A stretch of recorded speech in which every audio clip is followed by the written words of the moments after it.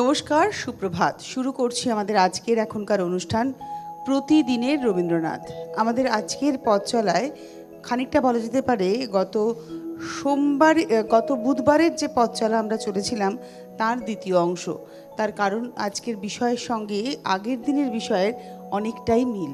কিন্তু বিষয়ে যাওয়ার আগে আমরা যেভাবে শুরু করি, অর্থাৎ আমাদের সঙ্গে যিনি অতিথি রয়েছেন মমিতাকে অনেক অনেক স্বাগত। আর অতিথি বলবো না, এই অনুষ্ঠানের একেবারে অপরিহার্য মানুষ, কিবোর্ডে রয়েছেন দেবাশিস এবং তবলায় রয়েছেন স্বাগতম। এরা দুজন না হলে এই অনুষ্ঠানকে আমরা সাজাতেই পারবো না। যেই শিল্পী আসুন না কেন তাদের চাহিদাই থাকবে হচ্ছে দেবাশিস এবং স্বাগতম। আর সঙ্গে রয়েছেন আমাদের ক্যামেরার পিছনে থাকা প্রত্যেকটি মানুষ, অর্থাৎ আমাদের ভাই দাদা যারা রয়েছেন, শব্দে যে আমাদের ভাই রয়েছেন, প্রত্যেককে সঙ্গে নিয়ে আপনাদেরকে সঙ্গে নিয়ে আমাদের আজকের পথ চলা। তো অনুষ্ঠানের শুরুতে তো আমরা একটা প্রেয়ার করি। প্রেয়ারটি হচ্ছে কবিগুরুর গানে কবিগুরুকে শ্রদ্ধা জানানো। শুধু তাই নয়, আমাদের নিজেদেরকেও খানিকটা শুদ্ধ করে নেওয়া, একেবারে নিয়মের মধ্যে বেঁধে দিনটাকে শুরু করা। তো শুরু করি একদম আজকের পথ চলা।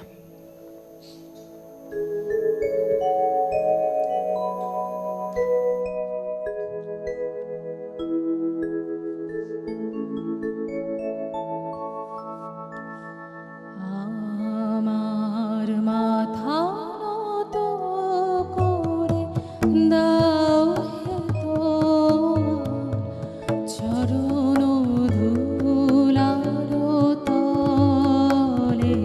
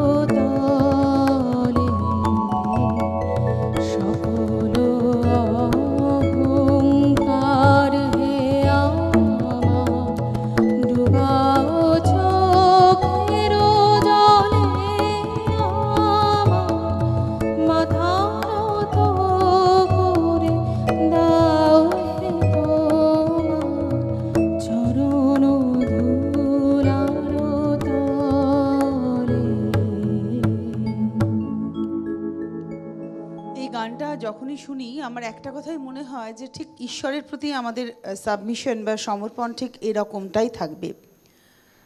আমাদের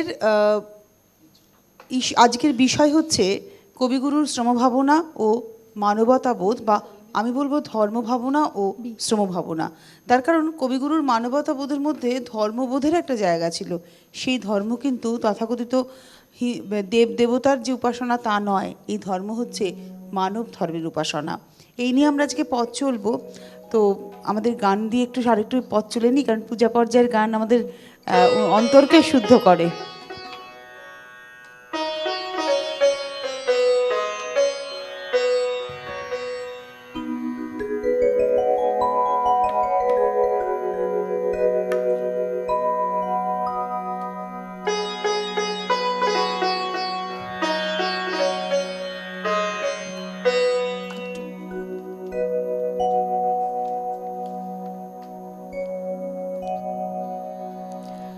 সুখহীন নিশিদিন পরাধীন হয়ে, সুখহীন নিশিদিন পরাধীন হয়ে ভ্রমিছ দীন প্রাণী সতত ভাবনা শত শত সতত ভাবনা শত শত নিয়ত ভীত পীড়িত শিরনত কত অপমানে সুখহীন নিশিদিন পরাধীন হয়ে, সুখহীন নিশিদিন পরাধীন হয়ে ভ্রমিছ দীন প্রাণী।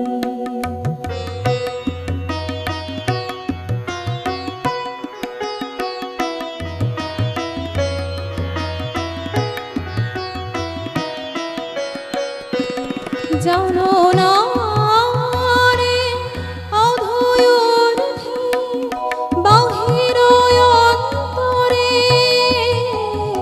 ঘেরিত রে, জানো না রে অধৈর্যে বাহির অন্তরে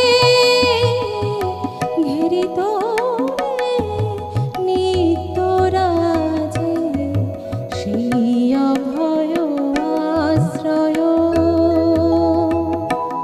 তোলো আনত শিরতে জোরে ভয় ভার, তোলো আনত শিরতে জোরে ভয় ভার। সতত সরল চিতে চাহো তারি প্রেম মুখ পানে, সুখহীন নিশিদিন পরাধীন হয়ে, সুখহীন নিশিদিন পরাধীন হয়ে ভ্রমিছ দীন প্রাণী সতত ভাবনা শত শত সতত ভাবনা শত শত নিয়ত ভীত পীড়িত শিরনত কত অপমানে সুখহীন নিশিদিন পরাধীন হয়ে, সুখহীন নিশিদিন পরাধীন হয়ে ভ্রমিছ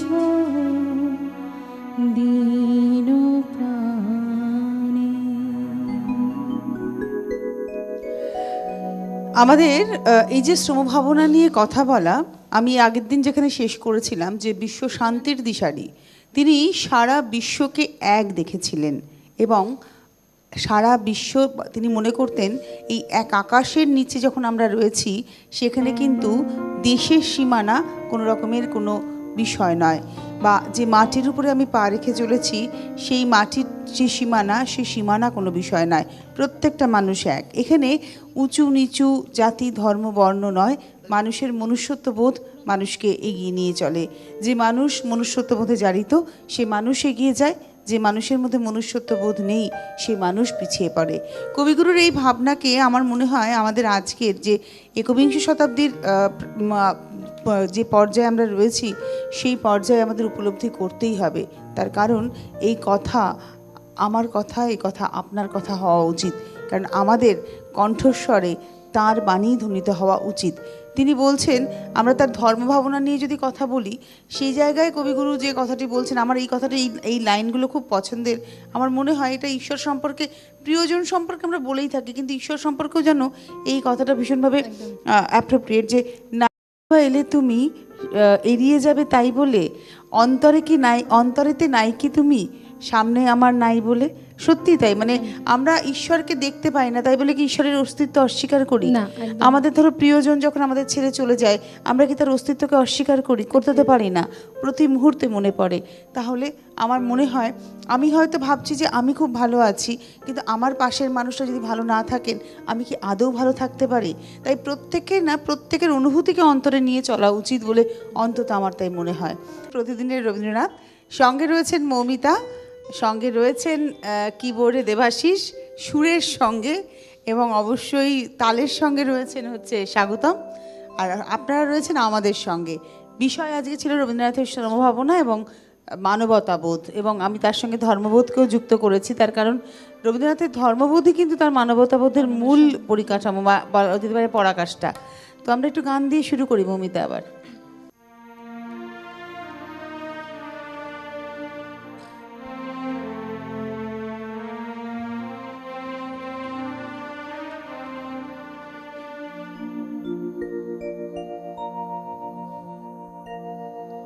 পুরানো জানিয়া চেও না, চেও না আমারে, আধিক আখির কোণে।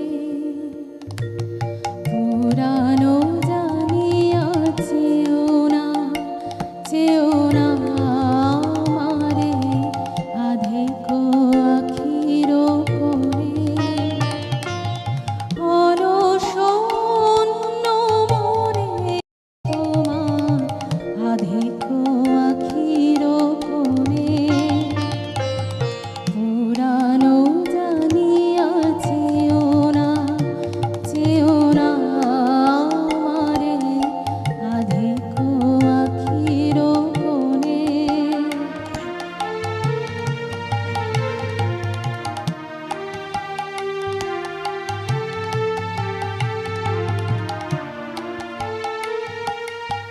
আপনারে আমি পেতে আসি যেই যেন, যেন সেই শুভ নিমেষে জীর্ণ কিছুই নেই, নেই কিছু নেই, নেই ফেলে দিই পুরাতনে। পুরানো জানিয়া চেও না, চেও না আমারে, আধিক আখির কোণে।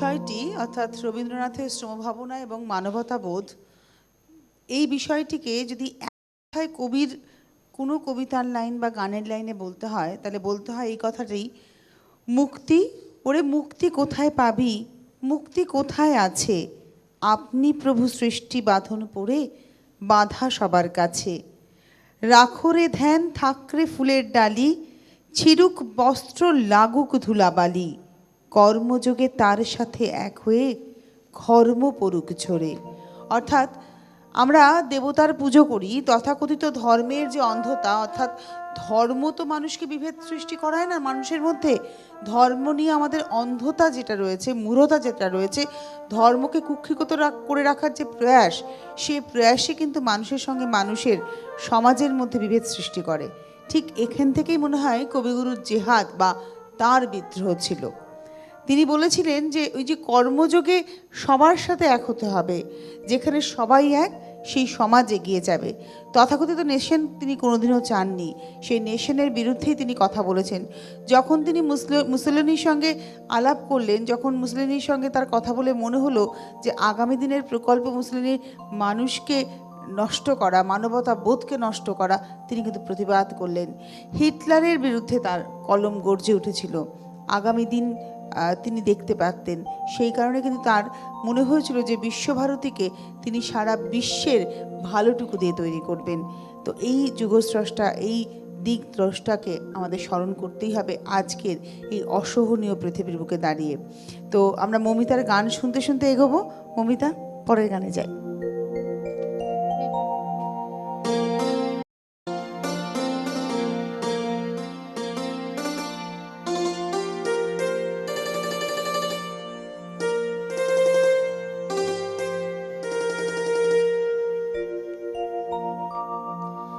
আমি ভয় করব না, ভয় করব না, আমি ভয় করব না, ভয় করব না, দুবেলা মরার আগে মরব না ভাই, মরব না, আমি ভয় করব না, ভয় করব না, আমি ভয় করব না, ভয় করব না, দুবেলা মরার আগে মরব না ভাই, মরব না, আমি ভয় করব না, ভয় করব না, আমি ভয় করব না, ভয় করব না।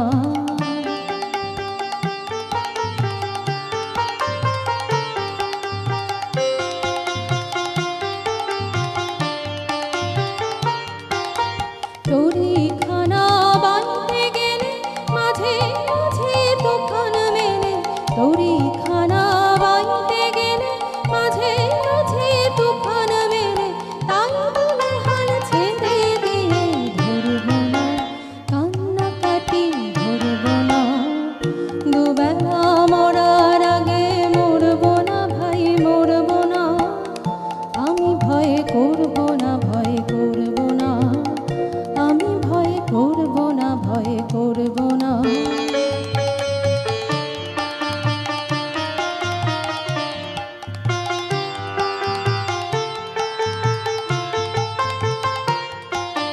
শক্ত যাতাই সাথে হবে, মাথা তুলে রইব ভবে, শক্ত যাতা সাথে হবে, মাথা তুলে রইব ভবে, সহজ পথে চলব ভেবে করব না, ফাঁকের পরে করব না, দুবেলা মরার আগে মরব না ভাই, মরব না, আমি ভয় করব না, ভয় করব না, আমি ভয় করব না, ভয় করব না।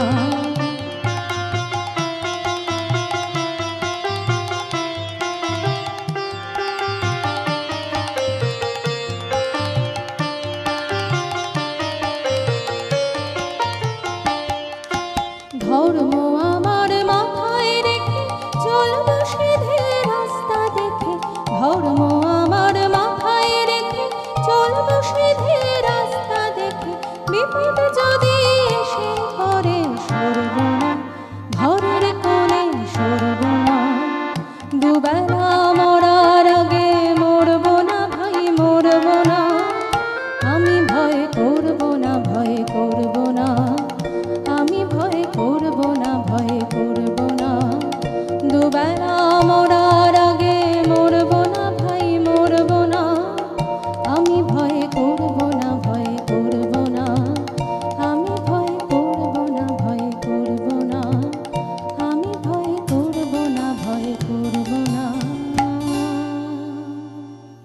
একটি কবিতা স্নেহগ্রাস, মনে হতেই পারে তিনি 1302 বঙ্গাব্দে লিখেছিলেন। কবিতাটি পড়লে প্রাথমিকভাবে মনে হয় আমাদের যে স্বাধীনতার আন্দোলনের সন্তানকে যেন মা ছাড়েন, তার জন্য কবি ডাক দিতে বলেছেন।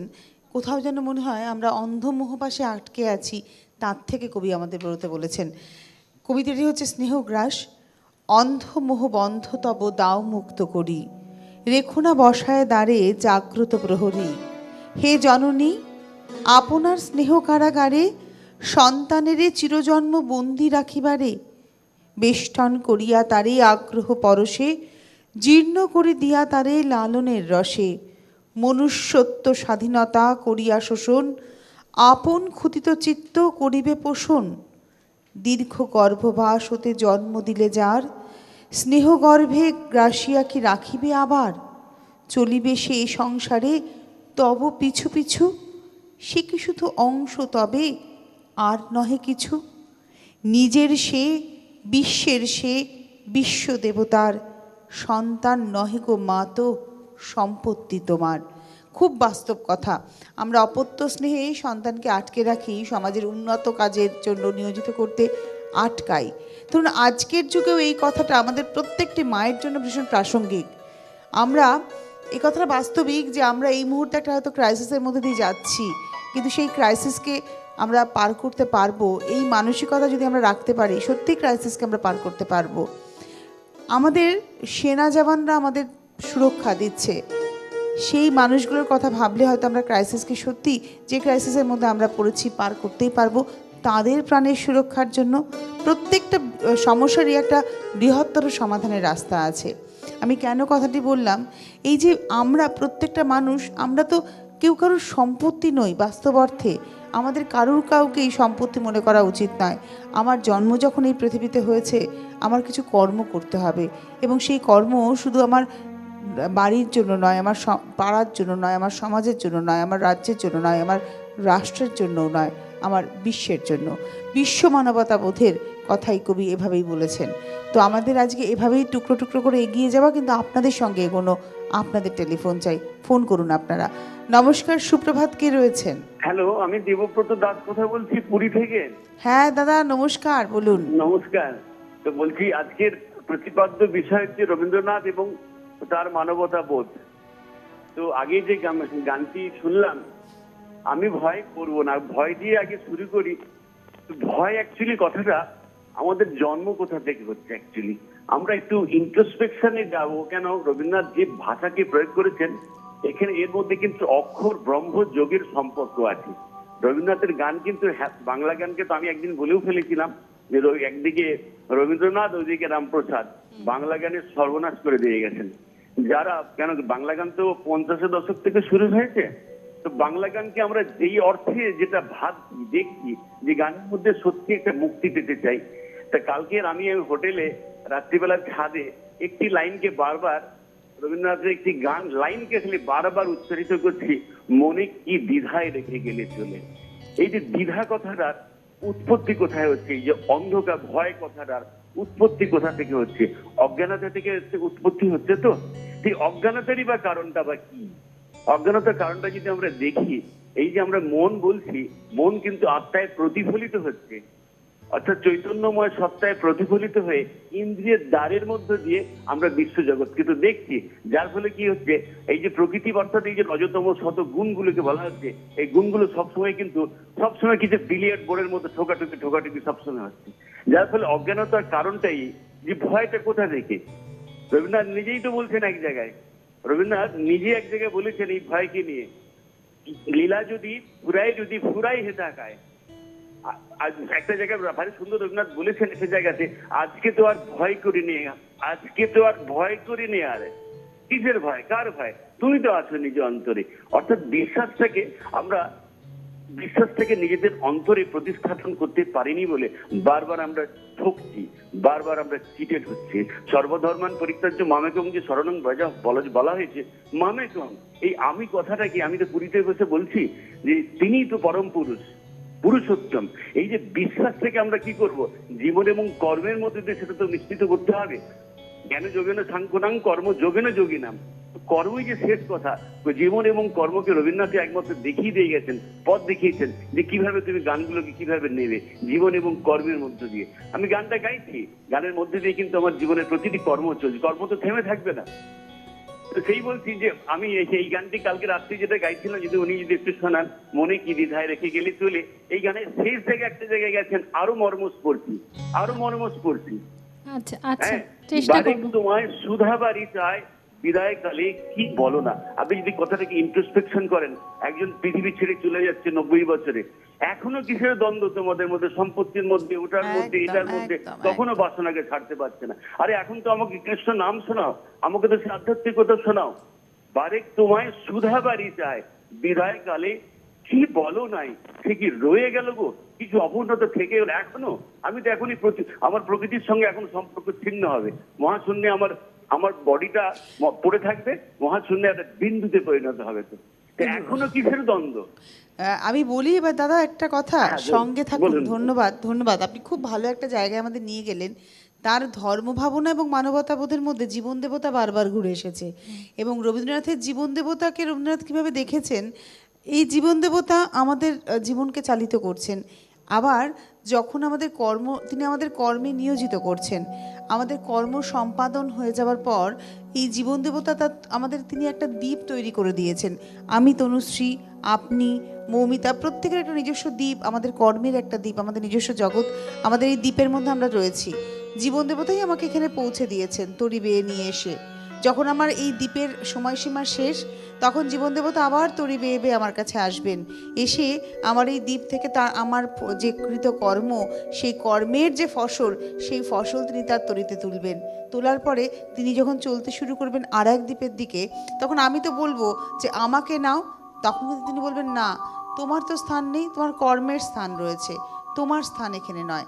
আসল কথা কি জানেন তো, কর্ম এবং আমাদের জীবন দুটি সমান্তরাল রেখা যদি হয়ে যায়, তাহলে আমার মনে হয় দুয়ের মধ্যে মিল রেখে আমরা চলতে পারি। কিন্তু কর্মই যখন জীবন হয়ে যায়, দুটো রেখা যখন মিলে যায়, তখন ফাঁক যখন না থাকে, তখন আমরা হাঁপিয়ে পড়ি। তাই কবিগুরুর লেখা, কবিগুরুর বাণী, আমার তো মনে হয় প্রত্যেকটা মানুষ যদি ভেতর থেকে অনুধাবন করে, তাহলে কিন্তু তার ওই চলার পথটা অত্যন্ত সুগম হয়। অর্থাৎ এই যে ধরুন কাজ করতে করতে হাঁপিয়ে পড়া নয়, কাজটাকে ভালোবেসে করা, কারণ সে তো পাশে দেখতে পাচ্ছে তার কৃত কর্মটাকে। সমান্তরাল যখন হয়, তখন তো আপনি এগোচ্ছেন, আপনার পাশের কর্মটাকে আপনি দেখতে দেখতে এগোচ্ছেন, তার সঙ্গে মিলে যাচ্ছেন না, এক হয়ে যাচ্ছেন না, হাঁপিয়ে যাচ্ছেন না। এটা ভীষণ গুরুত্বপূর্ণ বিষয়। খুব ভালো লাগলো আপনার সাথে কথা বলে। আর উনি একটা অসাধারণ কথা বলেছেন, সত্যতম রজগুণের একটা ঠোকাঠুকি আমাদের মধ্যে সত্যিই চলে। তুমি দেখবে, ধরো কোনো একটা বিষয় আমি ভুল করছি, এটা কিন্তু আমার মনই বলে তুমি কিন্তু ঠিক করছো না, আমরা তারপরেও কাজটা করি, জোর করে কাজটা করি। হয়তো কোনো একটা বিষয় সেটা সমাজের চোখে খারাপ, আমার কাছে ভালো মনে হচ্ছে, এটা কিন্তু আমার মন যদি বলে ভালো, তাহলে বুঝতে হবে যে সমাজের কাছে সেটা তমগুণ হলো, এটা অটোমেটিক্যালি সত্যগুণ। কারণ মন সবার আগে প্রহরা দেয়, মন সবার আগে আমাদেরকে গার্ড দেয়, জানিয়ে দেয়, একদম জানিয়ে দেয়। এবং এই মনটা কোথায় থাকে, প্রশ্ন হচ্ছে এখানে থাকে না এখানে থাকে, এটা ইম্পর্টেন্ট কথা। এর উত্তরটা খুঁজে পেতে পারলেই কিন্তু আমার মনে হয় সব কিছু সমাধান হয়ে যাবে। তো মমিতা, একটু গানে যাই।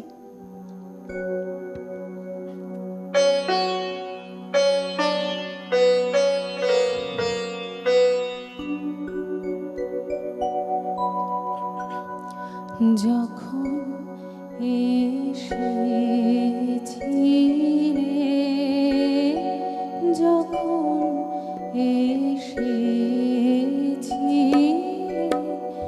অন্ধকারে চাঁদ ওঠেনি, সিন্ধু পারে চাঁদ ওঠেনি, যখন এসেছিলে, যখন এসেছিলে।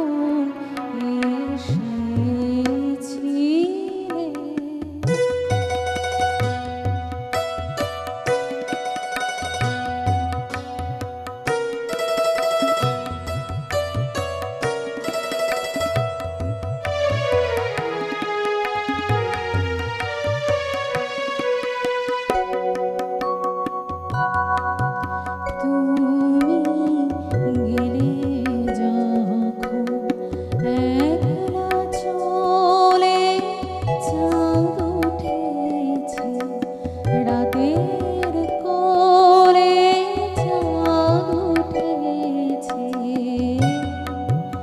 তুমি গেলে যখন তখন দেখি পথের কাছে মালা তোমার পড়ে আছে মালা তোমার তখন দেখি পথের কাছে মালা তোমার পড়ে আছে মালা তোমার বুঝেছিলে অনুমানে এ কণ্ঠহার দিলে কারে যখন এসেছিলে যখন এসেছিলে।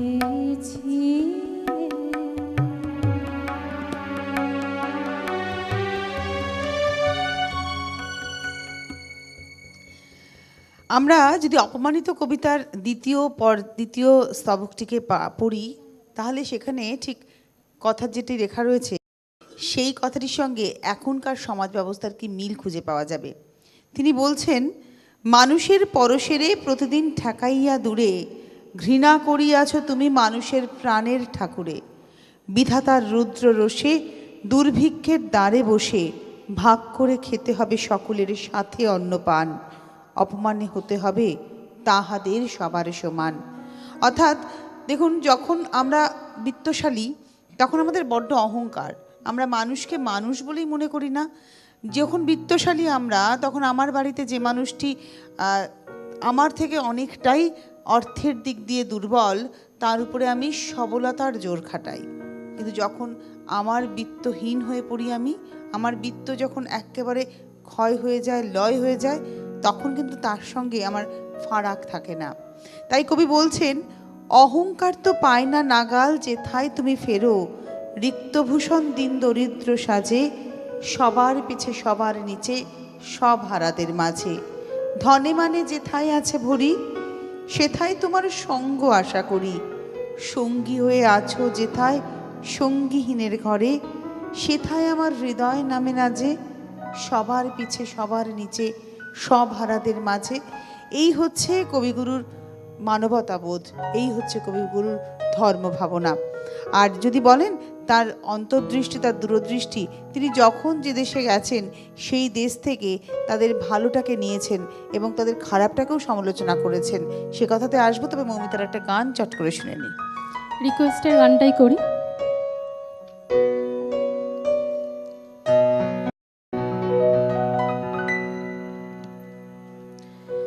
মনে কি দ্বিধা রেখে গেলে চলে,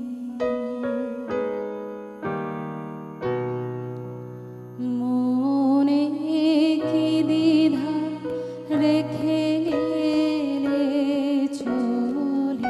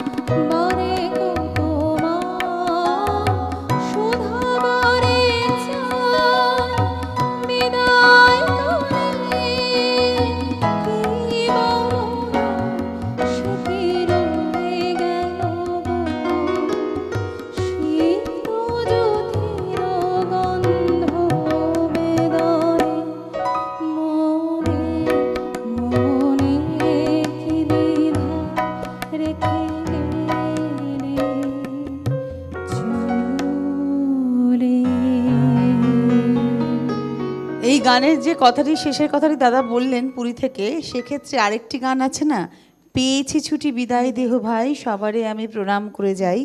তাতে তিনি বলছেন এক জায়গায় যে অনেক দিন ছিলাম প্রতিবেশী, দিয়েছি যত নিয়েছি তার বেশি। আমরা বাস্তবিক এই পৃথিবীতে যা দিচ্ছি তার থেকে অনেক বেশি কিছু আহরণ করছি, অনেক বেশি কিছু নিচ্ছি। এটা আমরা ভুলে যাই, আমরা ভাবি যে আমিই সব করে ফেললাম, আমি কেউ নই, আমি নিমিত্ত মাত্র। এই কথাটির উপলব্ধি যখন হবে তখন দেখবেন এই মোহ, এই অন্ধতা, এই মূঢ়তা আমরা অনেকটা দূর করতে পারবো। রবীন্দ্রনাথের শ্রমভাবনা, মানবতাবোধ, ধর্মভাবনা। আমাদের সঙ্গে রয়েছেন মৌমিতা। মৌমিতাকে স্বাগত অবশ্যই আমাদের অনুষ্ঠানে। সঙ্গে রয়েছেন দেবাশিস এবং স্বাগতম। আর স্বাগতমকে, এবং স্বাগত বলতে বেশ ভালোই লাগে, আমরা স্বাগতম তো বলছি। তো শুরু করছি আবার এই পর্যায়ে, শেষ পর্যায়ে হয়তো 2 কিংবা 3টে গান শুনতে পারবো। তাই মৌমিতা, গান দিয়ে শুরু করি।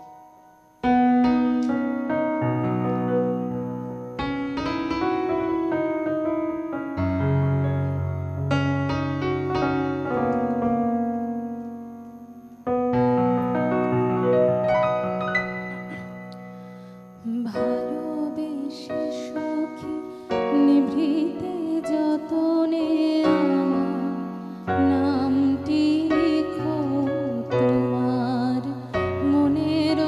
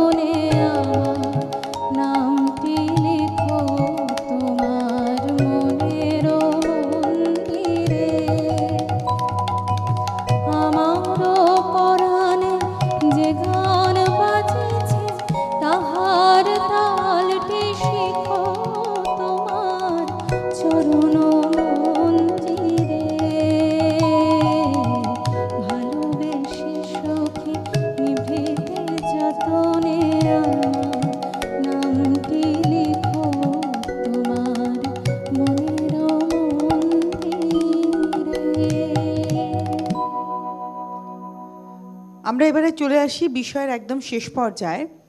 কবি ও আমার দেশের মাটি তোমার পরে মাথায় ঠেকাই মাথা, ও আমার দেশের মাটি তোমার পরে ঠেকাই মাথা, এই বলেই কিন্তু ক্ষান্ত হননি।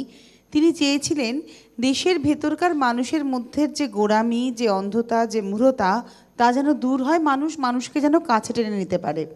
দেখুন, তার কর্তারভূত গল্পের যদি আমরা বিশ্লেষণে যাই, সেখানে কিন্তু কবি ভারতবর্ষের এই যে ধর্মীয় সংকীর্ণতা, সংস্কার এবং তার মধ্যে মানুষের নিজেকে অপমান, দুঃখ, কষ্ট সহ্য করে পথ চলাকে ব্যঙ্গই করেছেন বলা যেতে পারে। তিনি বলেছেন যে এই মূঢ়তা, এই অন্ধত্ব থেকে যদি আমরা না বেরোতে পারি, ভারতবর্ষ কোনোদিনই এগোতে পারবে না। এবং এই ভারতবর্ষকে এগিয়ে যাওয়ার ক্ষেত্রে ভারতবর্ষের মানুষের ত্যাগ এবং তিতিক্ষার পাশাপাশি তাদেরকে সজাগ হতে হবে নিজের সম্মান আদায়ের ক্ষেত্রে। এই কথা তিনি দ্ব্যর্থভাবে উচ্চারণ করেছেন তার এই কর্তারভূত গল্পটিতে। প্রত্যেকটা লেখনীর মধ্যে কবির কোথাও যেন মানবতা বোধকে এগিয়ে নিয়ে চলা, মানবতা বোধে নিজেকে জারিত করার কথা রয়েছে। একদম অনুষ্ঠানের শেষে আমরা হয়তো আর দুটো গান শুনতে পারবো, তাই চট করে একটু গানেই চলে যাই। তার আগে টেলিফোনে বন্ধু রয়েছেন। নমস্কার, কে রয়েছেন? হ্যাঁ নমস্কার, সুপ্রভাত তনুশ্রী ম্যাডাম। হ্যাঁ বলুন। হ্যাঁ এবং নমস্কার সুপ্রভাত রাজ্যের শিল্পীকেও জানাই এবং তারা সহযোগী যারা আছে তাদেরও নমস্কার সুপ্রভাত জানাই। আমি সোনারপুর থেকে নিতাই ভট্টাচার্য বলছি। হ্যাঁ, মানে আপনার কণ্ঠস্বরটা রাত্রের অনুষ্ঠানের সঙ্গে আমি খুব পরিচিত, দিনের বেলায় আপনাকে আমি আজকে প্রথম পেলাম সম্ভবত। যাই হোক, না দিনের বেলা আগে করেছি, দীর্ঘদিন পরে করছি। হ্যাঁ। তার রবীন্দ্রনাথ তো আমাদের সর্বক্ষণে, প্রতি সেকেন্ডে, প্রতি মিনিটে, প্রতি ঘন্টায়, প্রতিদিন, একদম, জীবনে একদম। মরণে সবসময়।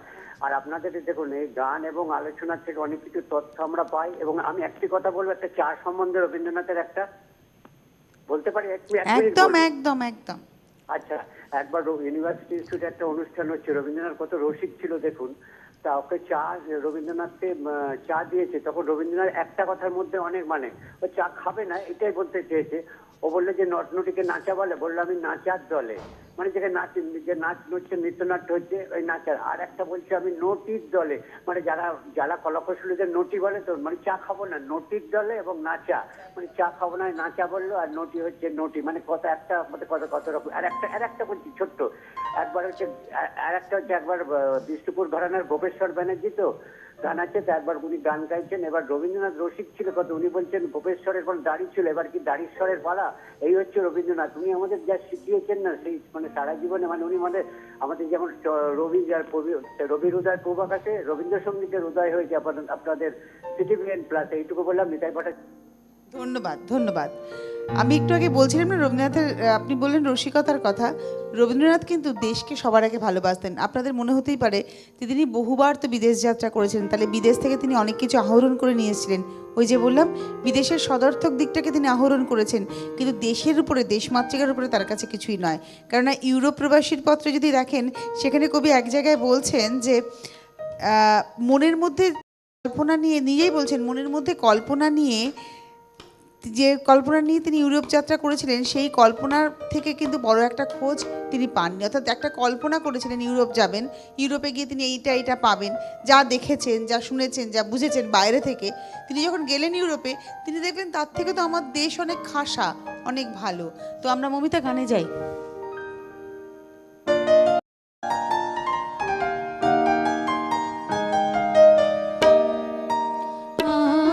আমরা নূতন যৌবনেরি আমরা নূতন যৌবনেরি আমরা চঞ্চল, আমরা অদ্ভুত, আমরা নূতন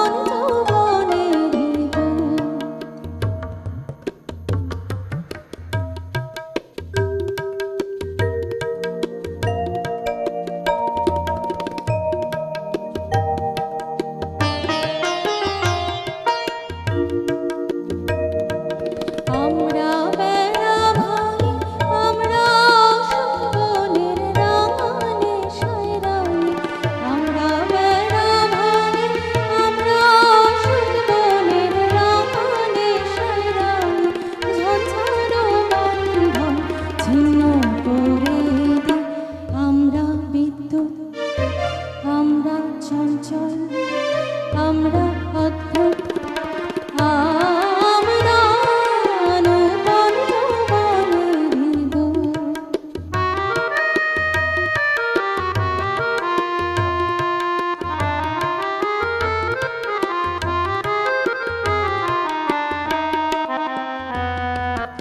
আমরা করিব অগাধ জলে ঝাঁপতে জুঝিয়ে পাইব। আমরা করিব অগাধ জলে ঝাঁপতে জুঝিয়ে পাইব। আমরা করিব যেখানে ডাক পড়ে জীবন মরণ ঝরে, যেখানে ডাক পড়ে জীবন মরণ ঝরে। আমরা প্রস্তুত আমরা চঞ্চল আমরা অদ্ভুত আমরা নূতন যৌবনেরই দূত। আমরা নূতন যৌবনেরই দূত। আমরা নূতন যৌবনেরই দূত। বিরোধ বিচ্ছেদ নয়, আত্মপর ছোট বড় আত্মপর সকলের মধ্যেই এই ধারণাকেই প্রবেশ করাতে হবে, যে ধারণা হচ্ছে মানুষকে সঙ্গে নিয়ে চলতে হবে। কবি চিরকালই নেশন গড়ার বিরুদ্ধে, আমি বারবারই বললাম কথাটা, এবং কবিগুরু যে কথাটি তার জীবনের শেষ প্রান্তে এসে বলেছেন সেই কথাটিকে আমাদের বারবার মনে রাখতে হবে। তিনি বলছেন, পৃথিবীর সেই ভাবী যুগ এসেছে, অস্ত্রের বিরুদ্ধে নিরস্ত্রকে দাঁড়াতেই হবে। সেদিন যে মারতে পারবে তার জিত হবে না, যে মরতে পারবে তার জয় হবে। সেদিন দুঃখ দেয় যে মানুষ তার পরাজয় হবে, দুঃখ পায় যে মানুষ তারই শেষ গৌরব। রবীন্দ্রনাথ বলছেন, I love India but my India is an idea not geographical expression. এটাই হচ্ছে ভারতবর্ষ সম্পর্কে মূল কথা। এখনও কিন্তু বিদেশ থেকে মানুষ দলে দলে আসেন ভারতবর্ষের এই ভেতরকার আধ্যাত্মবোধ, ভারতবর্ষের ভেতরকার এই মানবতাবোধকে নিজেদের মধ্যে সম্পৃক্ত করে নেওয়ার জন্য। এই হচ্ছে আমার আপনার ভারতবর্ষ, যাকে নিয়ে কবির ভাবনায় আজকে আমাদের পথ চলা। মমিতা, একদম শেষ গানে সুরে সুরে আমরা বিদায় নেব।